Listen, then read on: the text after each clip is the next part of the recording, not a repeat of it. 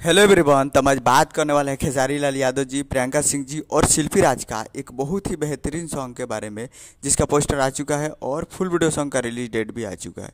और इस गाने को लिखे हैं विजय चौहान जी और इसमें म्यूजिक दिया है शेखर शर्मा जी और इसे गाए हैं खेसारी लाल यादव जी, प्रियंका सिंह और शिल्पी राज जी, जो कि आपको स्क्रीन के ऊपर दिखाई दे रहा है। जिस सॉन्ग का टाइटल रखा गया है एक कहीं को दिल के करा के दी।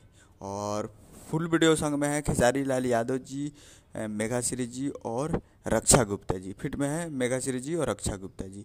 तो फुल वीडियो सॉन्ग रिलीज इन 24 जून को सुबह 6 बजे फुल वीडियो सॉन्ग को रिलीज किया जाएगा। तो और एक मूवी का सॉन्ग है जिस मूवी का नाम है अपराधी।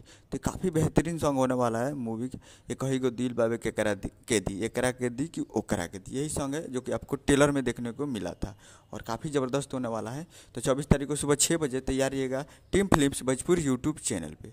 तो team films Bhojpur YouTube channel पे 24 तारीख को सुबह 6 बजे। उम्मीद कर रहा हूँ कि वीडियो अच्छा लगा तो चैनल को सब्सक्राइब बेल आइकन प्रेस करते किसी के चाहिए लाल यादव जी के लेटेस्ट न्यूज़ लाते रहे।